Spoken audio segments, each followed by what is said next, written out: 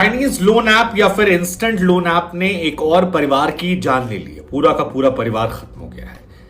इसी वजह से दोबारा हमें ये वीडियो बनाना पड़ रहा है ताकि इस बारे में हम आपको विस्तार समझा सकें, आपको समझा सके कि ना डॉक्यूमेंट्स ना सिविल स्कोर और उसके बावजूद कैसे ये लोन मिल जाता है। क्यों गूगल प्ले स्टोर से 3000 एप्लीकेशंस को हटाने के बावजूद ये कारोबार जो है धड़ल्ले चल रहा है और क्यों लोग इसके जाल में फंसते जा रहे हैं, कैसे फंसते जा रहे हैं। लेकिन उससे पहले आपको भोपाल के भूपेश विश्वकर्मा जी की कहानी को जानना होगा, जिन्होंने 13 जुलाई को भोपाल में अपने 2 बच्चों और अपनी पत्नी को जहर दिया और उसके बाद फांसी के फंदे पर वो खुद झूल गए और पूरा का पूरा परिवार जो उनका है वो खत्म हो जाता है। ये परिवार खत्म हुआ और इसके बाद एक 4 पन्नों का सुसाइड लेटर मिला, जिसमें इन्होंने इंस्टेंट लोन ऐप या चाइनीज लोन ऐप से जो कर्ज मिला था उसका जिक्र किया। इन्होंने बताया कैसे एक छोटी सी रकम जो उन्होंने ली थी वो बाद में बढ़कर 17 लाख रुपए हो जाती है।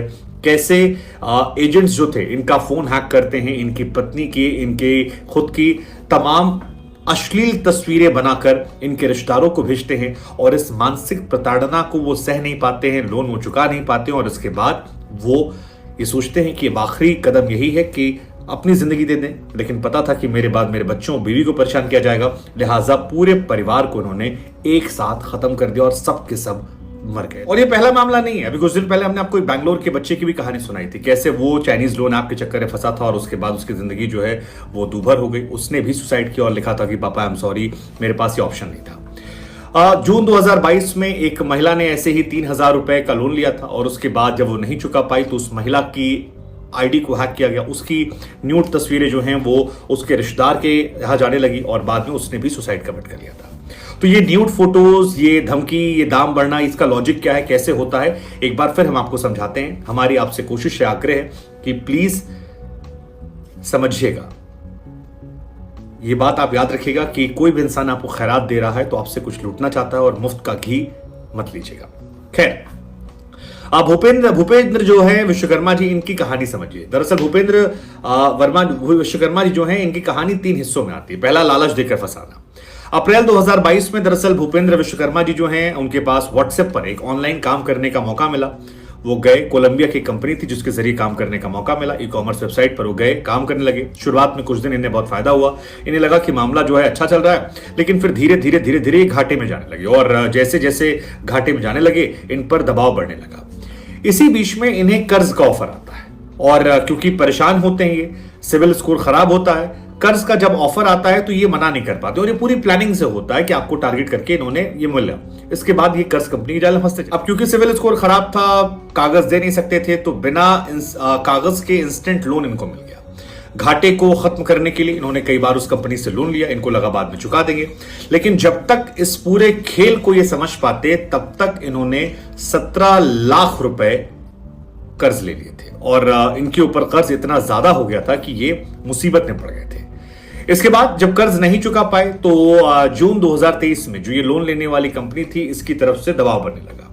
शुरुआत में इन्होंने अपने कुछ रिश्तेदारों से पैसे लिए, जमा किए, लेकिन जब पैसा नहीं दे पाए तो कंपनी ने खतरनाक तरीका अपनाया। और खतरनाक तरीका क्या था, इनका मोबाइल फोन और इनका लैपटॉप जो था वो हैक कर लिया गया और इनकी पत्नी की जो अश्लील तस्वीरें थी, मतलब इनकी पत्नी की तस्वीरें जो थी इनके लैपटॉप फोन से निकाली गई, उन्हें अश्लील बनाया गया और अश्लील बनाने के बाद इनके तमाम रिश्तेदारों को भेजा जाने लगा। अब किसी व्यक्ति की इज्जत के साथ अगर आप खेलेंगे तो हिंदुस्तान में लोग टूट जाते हैं, बिखरने लगते हैं और वो इनको परेशान करने लगा। रिश्तेदारों के सामने चेहरा ना दिखा पाना, परेशान होना, मानसिक तनाव लेना इनको परेशान करता गया और आखिर में तंग आकर इन्होंने इसको लेकर जो कदम उठाया वो हैरान करने वाला था। खुद की जान ली, अपने दोनों बच्चों की जान ली, अपनी पत्नी की जान ली और पूरा का पूरा परिवार जो है खत्म हो गया। अब सवाल ये है कि ये लोन मिला कैसे, ये लोन क्यों मिल रहा है? क्योंकि गूगल ने तो 3500 कंपनियों को बैन कर दिया था, बैड एप्लीकेशंस करार देकर इन्हें बैन किया था। हालांकि अभी भी कई सारे ऐप धड़ल्ले चल रहे हैं। अब सवाल ये आता है कि ऐसे ऐप्स में लोग फंस क्यों रहे हैं? तो फंस इसलिए रहे हैं क्योंकि लोगों को इंस्टेंट पैसा चाहिए होता है। उन्हें लगता है कि यार थोड़ा सा पैसा लिया तुरंत वापस कर देंगे, कागज वागज बैंक आना जाना बड़ा लंबा प्रोसीजर होता है। लेकिन ये जो थोड़ा लाभ होता है ये अक्सर बड़ी परेशानी की वजह बनता है और यही वजह है। इसमें इंस्टेंट लोन में ना केवाईसी डॉक्यूमेंट दिखे आते हैं, ना आपका सिविल स्कोर दिखाता है और बिना किसी लोन एग्रीमेंट के आपको खटाक से लोन मिल जाता है। कर्ज देने वाली जो कंपनी है वो बैंकों का या कंपनी का सिविल स्कोर भी चेक नहीं करती है। और सिविल स्कोर अगर आप नहीं जानते बता दें 3 अंक होते हैं जिसे उपयोग बैंक अपनी क्रेडिट योग्यता का आकलन करने के लिए करती है, और इसी वजह से ये तमाम जो ऐप्स हैं काफी पॉपुलर हो गए।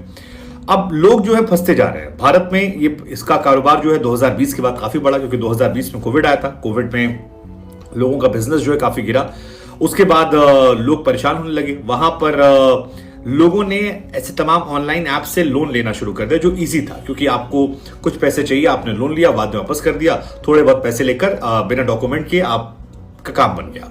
बैंकों की तुलना में ये लोन आसानी से मिलते हैं, लिहाजा इसका कारोबार जो है बड़ा हो जाता है। लेकिन इसका खेल जो है वो थोड़ा खतरनाक है। खतरनाक इसलिए क्योंकि आपको लोन पूरा नहीं मिलता, लोन का एक छोटा हिस्सा मिलता है, और उस पर जो टैक्स लगता है या जो ब्याज दर लगती है वो बहुत ज्यादा होती है। कैसे, वो भी हम आपको समझाते हैं। तो खेल क्या है कि कोई व्यक्ति को लोन चाहिए, आपने वो ऐप डाउनलोड किया, ऐप डाउनलोड करने के बाद आप गैलरी की लोकेशन यानी आपकी फोटोज की लोकेशन एक्सेस करते हैं, अपने कॉन्टैक्ट से एक्सेस देते हैं, क्योंकि हम लोग लिखते हैं फलाना, मौसी, धमाका, मामा, ये जीजा, तो वो आपका लोकेशन निकालना बड़ा आसान, कॉन्टैक्ट से बड़ा आसान होता है कि आपका रिलेटिव्स कौन से, आपके एक्सेस चाहने के बाद उसके बाद सारी परमिशन आप दे देते हैं। बिना जानकारी के ही आपकी जो इतनी जानकारी, पर्सनल डेटा आपका जो है वो थर्ड पार्टी आपको चलाता है, आपकी निजी जानकारियां मिल जाती हैं, और इसी जानकारियों के बाद जब आप लोन नहीं चुका पाते तो आप ब्लैकमेल होना शुरू हो जाते हैं। अब सवाल है कि लोन क्यों नहीं चुका पाते, तो एग्जांपल दे रहे हैं, मान लीजिए आपने 6,000 रुपए का लोन लिया, तो 6,000 रुपए के लोन में आपको 3700-3800 रुपए मिलेंगे। बाकी कुछ जो है वो सर्विस चार्ज या किसी और चार्ज के नाम पर ये कंपनियां काट लेती है, यानी 60-70% पैसा जो है वो आपको जाता है, बाकी पैसा गायब होता है। लेकिन जब ब्याज दर होती है वो बहुत ज्यादा हो जाती है, और आलम ये होता है कि कुछ ही हफ्ते में जो आपका लोन अमाउंट है, जो आपने 6,000 रुपए का लोन लिया था, वो 40-50 हजार रुपए हो जाता है। अब 6,000 रुपए आपने लिया था, उसमें 2,500 आपको मिले, बाकी मिला नहीं, और फिर आपको 40-50 हजार लौटाना है, तो आपकी हालत खराब होती है। और इसी के बाद आपकी जो एक्सेस गैलरी थी, कॉन्टैक्ट था, उससे खेल शुरू होता है। अब सबसे ज्यादा क्या होता है, छोटे लोगों को निशाना बनाते हैं, 2-5 हजार वालों को बना दिया और उसके बाद आपको शिकार बना दिया। तो पहली चीज तो है कि प्लीज आप किसी को अपनी परमिशन मत दीजिएगा। दूसरा, ऐसे लोन से भरोसा मत कीजिएगा, आप फंस सकते हैं, आपकी जिंदगी जा सकती है, आपके अपनों के साथ खतरा हो सकता है। मुफ्त का घी अक्सर बड़ा महंगा पड़ता है, आपको समझना पड़ेगा। अब सवाल है कि इन ऐप से आप बचें कैसे आप पहचानेंगे, तो देखिए आपको इनके बारे में रिसर्च करना जरूरी है। अगर ये किसी बैंक से या किसी फाइनेंशियल कंपनी से जुड़े हुए हैं तो आप समझ जाइए कि मामला गुरु ठीक है, हम कर सकते हैं। लेकिन अगर नहीं जुड़े हैं तो फिर आप समझिए फ्रॉड वाले।